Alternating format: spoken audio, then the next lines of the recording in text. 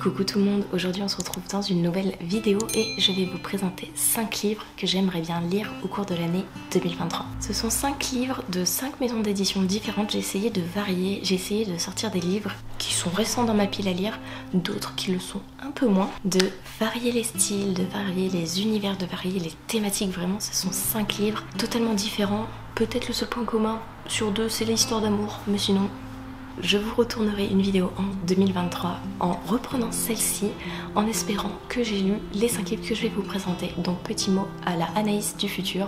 As-tu relevé le défi? Du coup, on va commencer sans plus tarder. Premier livre que je vous présente, c'est mon amie Elise, donc Ekaterina's World, qui me l'avait vendu, enfin qui me l'avait fait acheter plutôt, qui me l'avait tellement bien vendu, qui m'a fait craquer du coup. C'était au jour de l'an 2020, il me semble. Il s'agit de L'année de grâce, donc c'est écrit par Kim Liggett et c'est publié chez Casterman. Si je me souviens bien, c'est un peu un roman féministe, révolutionnaire. Je vais vous lire quelques phrases d'accroche. Celles qui survivront ne seront plus jamais les mêmes. Un an d'exil en forêt, un an d'épreuve, on ne revient pas indemne de l'année de grâce si on en revenait. Encore une fois, je n'ai pas lu le résumé, j'ai simplement lu les quelques phrases d'accroche. Et si je me souviens bien, c'est des femmes qui sont dans un monde où elles peuvent ruiner les couples, où les hommes sont automatiquement attirés par elles. Et du coup, on va suivre leurs péripéties. Et voilà, je n'ai pas envie d'en savoir plus. Comme vous le savez, j'aime bien me lancer à l'aveuglette dans les romans que j'achète. J'ai lu une première fois les résumés, donc je sais que j'ai aimé.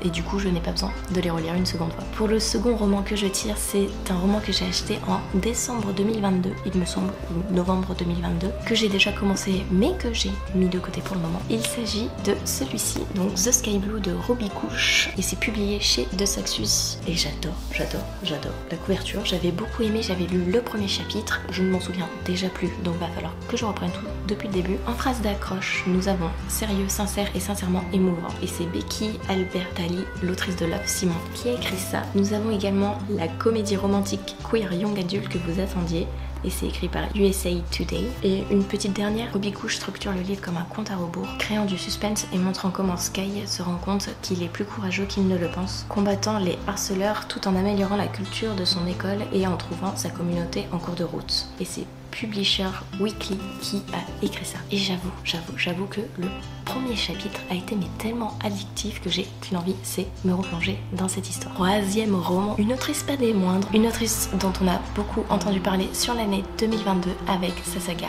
Heartstopper, donc il s'agit de Loveless de Alice Oseman, publié chez Hachette.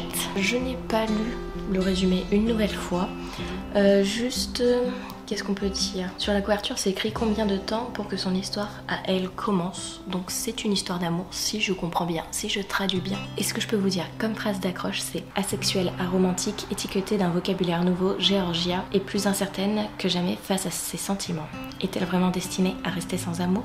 Voilà, tellement hâte de découvrir la plume au final de Alice Oseman, parce que dans les Heartstopper, ce sont plus des dessins avec quelques phrases clés, mais là, ça sera vraiment un écrit, un roman. Et tellement hâte de le découvrir, il a l'air ultra aéré, ultra prenant, ultra addictif, parce que les chapitres sont très très courts. Et du coup, ça fait un an que je l'ai. Il me semble que je l'ai acheté début 2022. Mais en tout cas, c'est un roman récent dans ma pile à lire. Quatrième roman qui traîne, mais depuis des années dans ma pile à lire. Il s'agit de Essie, donc de Rebecca Donovan, et c'est publié chez Pocket Jeunesse. Je vais vous lire les petites phrases là qui sont écrites ici. On se rencontrait encore une fois, on prenait un nouveau départ, on recommençait. Et si on pouvait tout changer? J'avoue que je n'ai pas relu le résumé, j'ai juste vu en gros que c'était l'autrice de Ma raison de vivre, et je sais que Christiane Tram en avait beaucoup parlé, avait beaucoup aimé. C'est un roman que j'ai au moins depuis 2019, on va voir sa date de sortie. 2014, ouais, donc 2018-2019.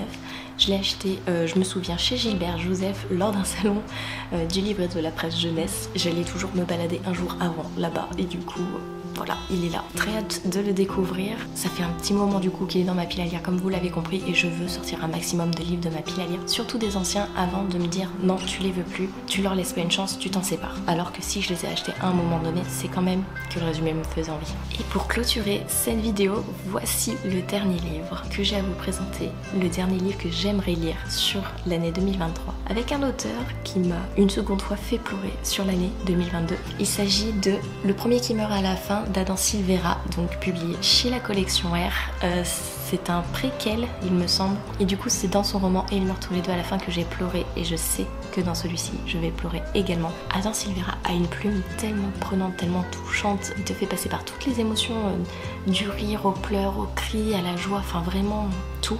Il a une plume, mais pépite. Du coup j'ai trop hâte de me plonger dans celui-ci. Je peux vous lire la phrase d'accroche qui est « Ne cherchez pas à comprendre comment nous savons que vous allez mourir, concentrez-vous plutôt sur votre manière de mener à bien votre existence ».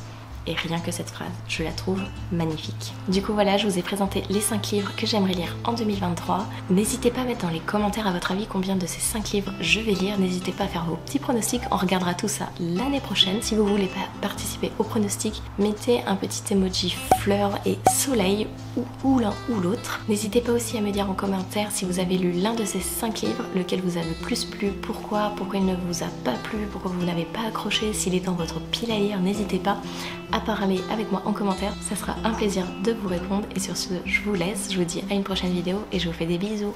Bye!